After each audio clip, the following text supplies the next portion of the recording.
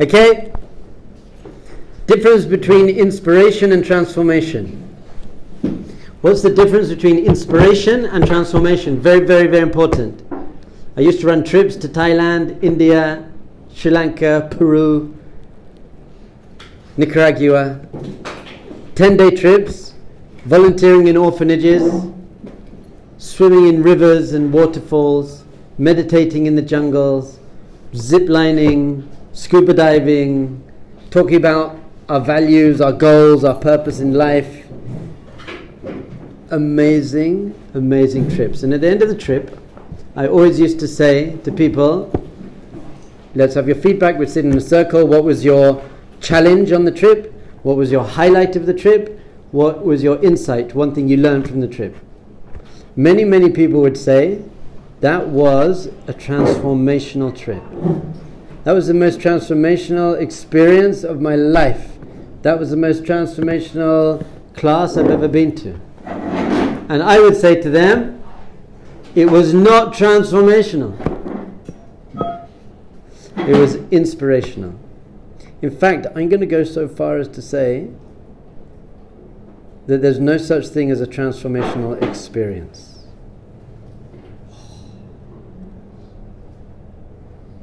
We'll talk about ayahuasca another day. But just for now, there's no such thing as a transformational experience. Inspiration, transformation. There's things called immensely inspirational experiences, inspirational trips, inspirational classes. Inspirational means, it really means inspire, means to like breathe, it's part of respiration. I see a new me, a new world, a new possibility, a new life. I've experienced something that felt very good. That's amazing. That's called inspirational, not transformational, because you go back from that 10-day trip with deep meditation and discussions and life skills and playing with elephants and amazing. Within 2 weeks, you're back to the same loser you were before. Same relationship problems.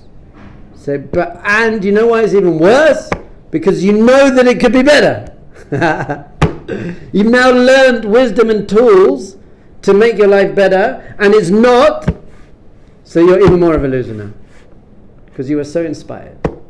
And you know what is actually interesting? The more inspirational something is, often the less long it lasts. Inspiration doesn't last very long. It's like a fire. The bigger the fire is, the quicker it burns up the fuel. It's not there anymore. So inspiration is very, very, very, very, very, very, very, very, very, very, very important. It's the first step. But then we need something called transformation. You have to change as a human being. You have to be changed. You have to be a different human being. How do you turn inspiration into transformation? How do you turn inspiration into transformation? How do you take experiences that you go through that give you a new vision of yourself and the world and everything, and this immense, amazing insight? How do you turn that into you being a different human being, a consistently in your core different human being? That's the difference between inspiration and transformation. Inspiration doesn't make you a different human being. It makes you realize that you could be a different human being. Transformation means I've transformed.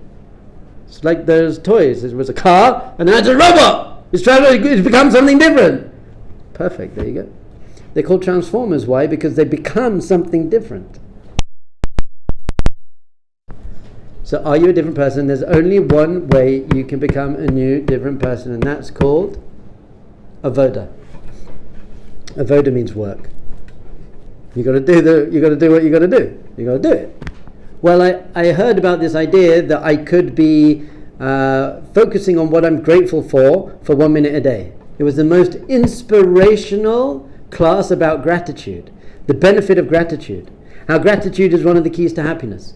and all you have to do is spend 1 minute a day thinking what you're grateful for. And the orphans in India that Dov Ber worked with, and they had polio and they had alcoholic parents or no parents, they were happier than his friends in England because they had gratitude. So you could tell the best, give the best class about gratitude, and you can know everything about gratitude, but if you're not actually taking a minute a day to actually focus on all the wonderful things in your life and actually stir up within yourself some feeling of gratitude, then is pointless and useless and not transformation.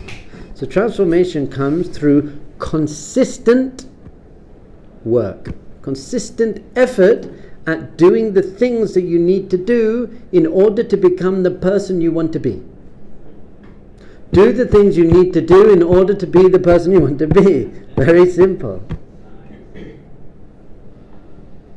Stop doing the things that you do that are not helping you become the person you want to be. As we said many times, the key to self-respect: if you should do it, do it. If you shouldn't do it, don't do it. Key to self-respect: if you shouldn't do it, don't do it. And done. Well, it is, Rabbi. It is easier said than done. I know it's easier said than done, but if you don't do it, then you won't achieve anything. So yes, it's easier said than done, and that should excite you. You should be like, Rabbi, that's easier said than done. Amazing. That means it's probably going to be good for me. It's easier said than done. Not as a loser excuse. Oh, it's easier said than done. So what? So you're now not going to do it? So you have a piece of paper in front of you. And a pen. Does everyone have a pen? You don't have a pen? I thought it was in my backpack, but... Does anyone have a spare pen? No, 2 pens. I have a pen in my bag, which is on the table outside, I think. You want to go second here? I'll use that one. I have a pen in my bag on the table outside. I have a pencil. There you go. Pencil's okay.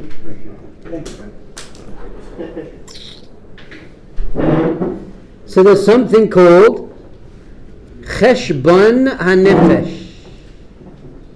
Cheshbon HaNefesh means an accounting of the soul. Don't write that down. Cheshbon HaNefesh is for you to start evaluating yourself. Do I have the right values, and am I living up to my values? What areas of my personality and my spirituality can I work on? Cheshbon HaNefesh.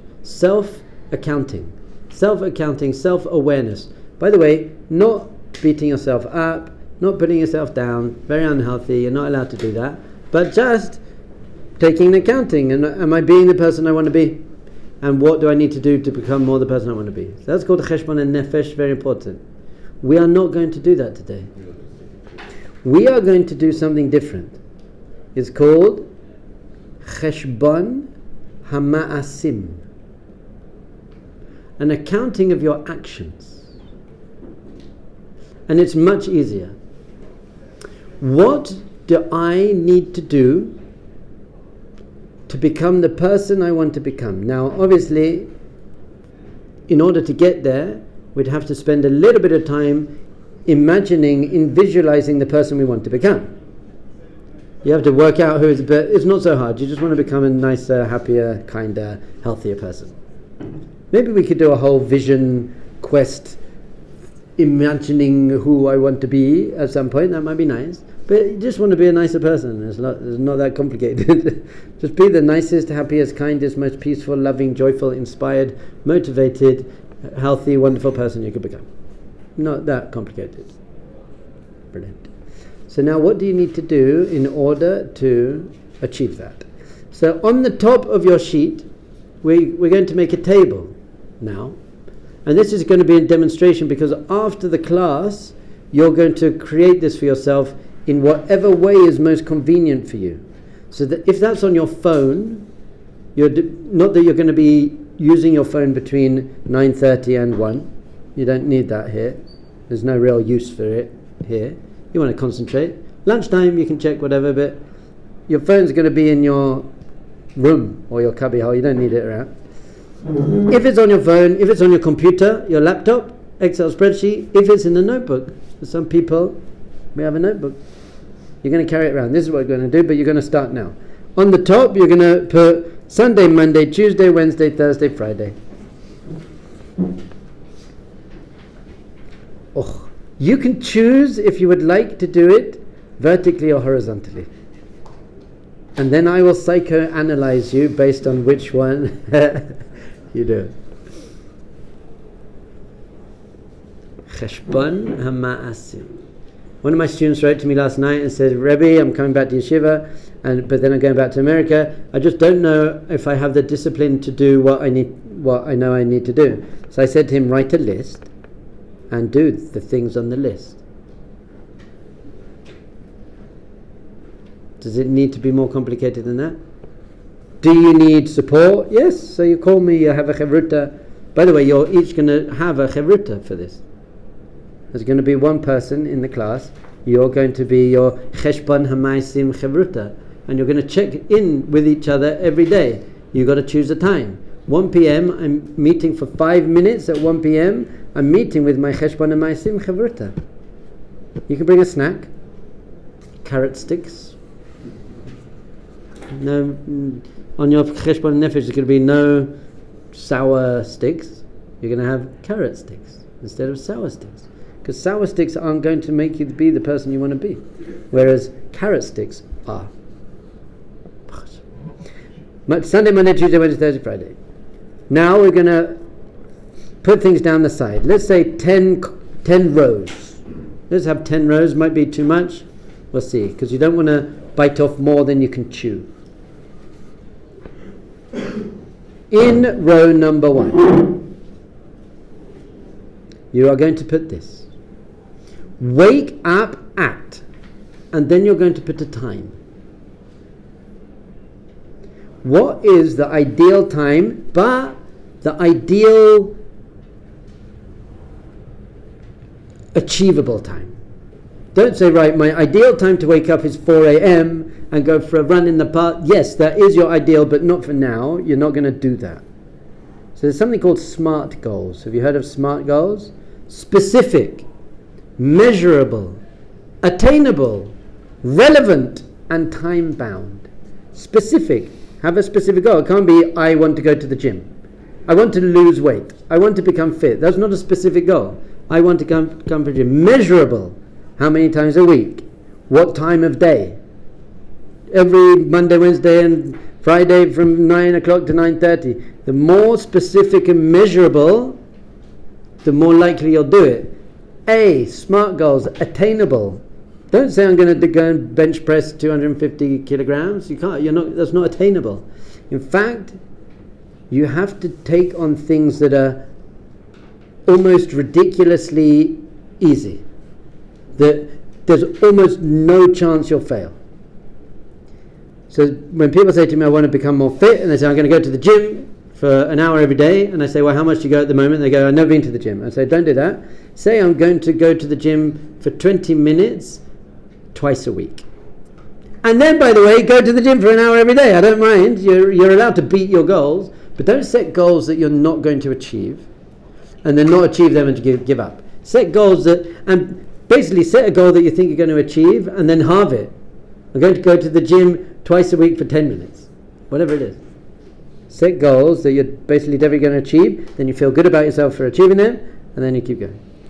So, relevant. Is it relevant to where you want to go? My goal is to become the number one Rubik's Cube, blindfold, one-handed Rubik's Cube guy in the world. Well, is that relevant to you becoming the greatest human being you could become? Is that relevant to helping your character traits, helping you become a kinder, nicer? That's just not a relevant goal in life. You could do that, but the amount of hours you'd have to spend to become the number one Rubik's Cube person in the world is an immense amount of hours wasted, unless you're listening to Shirin whilst you're doing it. I just got very into Rubik's Cube because we went to Cyprus for a few days, and my wife bought my son, Binyamin, 10-year-old, a Rubik's Cube. one of those speed ones. But she basically gave it to him. He took it out of the packet, and I took it and I messed it up. I don't know what and he was distraught. Now Binyamin's a very chill, amazing boy, so he was on the plane. He was like distraught because he's like, what can I do now? So I was like, oh no. So I actually stood up on the plane and I made a note. I said, does anyone know how to do this? All my kids and my wife were like, I was like, no, Binyamin's distraught. Anyway, no one knew how to do it, so I sat down and I said, Binyamin, we're going to have to learn to do a Rubik's Cube. We have to learn it now. So I looked up on YouTube, 11 minutes, number 6 in the world Rubik's Cube guy. If you're going to spend that amount of time, at least be number 1. Anyway, number 6 in the world Rubik's Cube guy. 11-minute video, how to do a Rubik's Cube. So we start watching it, and then we watch it at 0.75 speed. And so Binyamin is getting into it, and we learn how to do this. And he's trying, and then we get to Cyprus, and he's just in the hotel room the whole time. And we're like, come on, have a swim. And he's swimming, but he's like obsessed by this thing. About 2 days in, I'm sitting at the breakfast place. Binyamin comes running into the dining room. You can tell he ran all the way from his room. He ran. He's like, Abba, I did it! And he had this done. I'm not joking. It was the most ecstatic, elevating moment of his life. It was the most euphoric. It was euphoria. Can you imagine that euphoria you have when you finally do it? And he was like, and he was practicing, like really, really fast. Euphoria. Now, I've got 10 seminars based just on that. You think that this thing in your life is so broken, but that forces you to learn a new skill, and by learning that new skill, you then have the most euphoric moment of your life. He wouldn't have had that unbelievably euphoric moment if he didn't have that distraught, broken moment. Do you understand that? So understand in your life that whenever you face your brokenness, that's a chance to learn some skill or some wisdom or some tool, and practice it until you break that thing, and then it's an amazing breakthrough. I've got the 20 lessons I've learned from Rubik's Cube. Here's another quick one. So I can do it now, so you've been teaching me. For me, it's just a bit of waste of time, so I listen to Shirim as I'm doing it. But then I can get to where you got everything right apart from the corners. I just can't, and he's like, you've got to do a Niklas and this and a bit. So basically I was at that point and I just couldn't do it, and I kept messing it up, and then I showed Binyamin, I said, just tell me what to do, and he goes, you just need to do one thing now, flip it over and do a lefty Niklas or whatever it was. And it was like, and I sat there and I was like, it's amazing. I was one move away. I was 2 seconds, one move, I cut down my time, one move, 1 second away from perfection. But me, because I didn't know what that move was, I could have been a billion miles away, a years away. But once you just know what that one move is in your life, that you think I'm so far away, when you're walking in the wrong direction, you think it's so far away, do you know what you have to do? Just turn around, shoot, and then you're walking in the right direction. You might be far back, but now you're going in the right direction. It's better than someone who's miles further along the path, but they're facing the wrong direction. At least you're facing in the right direction. A billion things you can use from your Richard. Right. Bit of a side click there, yes? Would you advise against making like a range of time? Like, let's say you want to do something 2 to 3 times a week, or wake up. The answer to all of these questions are, does it work? And by the way, you can try. So you can see, this isn't set for the rest of your life. This is, I set myself this goal, and I noticed I'm just not doing it. So one of 2 things. Either I have to up my commitment to the goal, or I got to realize it's just not the right one at the moment. So there's going to be trial and error. So number 1, I'll tell you my one major thing, water. I don't drink at all, so I bought this. Go, hydrate, progress, goals, almost hydrated. I know I can do this because I'm a goal type guy. So when I know it says, I haven't actually started it here, 8 to 9 a.m. I have to drink that much. I can do that because at 1 minute to 9, if I haven't, I'm just going to chug that, man, because I want to hit my goals. So I've been my whole life, I don't drink water well enough, so I bought myself a bottle. This is on my list. The list isn't all like meditate for 3 hours. It's like, drink water, you idiot. And for me, in order to drink the water, I need a bottle like this with a pink thing. So, relevant, the last one is time bound. Time bound is by when? When am I going to have this done by? Fine. So number one should be, when do you wake up? Number one, I'm going to wake up by now. This might scare you, upset you. Well, hold on. If you were to have a job in New York or wherever you're from, what time would you wake up in the morning? What time would you be waking up? You probably have to get the metro to wherever. What time would you wake up if you had a job? With enough time to get there. Yeah, well, let's say your job starts 6:30 or 7:30, which means you're in your shiva now. Getting up after 7:30 seems a little bit strange to me. It's just, why are you getting up after 7:30? Well, because I was on TikTok until 2 a.m. Well, you're an idiot. Why are you on TikTok till 2 a.m.? Because it was really funny. Loser. By the way, if you need to get up at 7:30, you got to then write before that, actually, what time do you need to go to bed? And go to bed at that time. And by the way, we need to back off a bit, because if you're going to bed, in order to get up at 7:30, let's say you're going to bed at 11:30, 8 hours.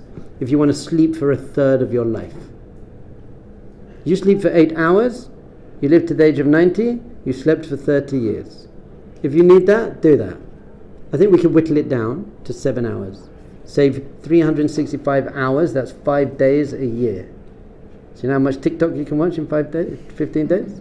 15 days a year. So you got to go. So if you need to go to sleep at 11:30, that means you cannot be looking at a screen after 10 o'clock.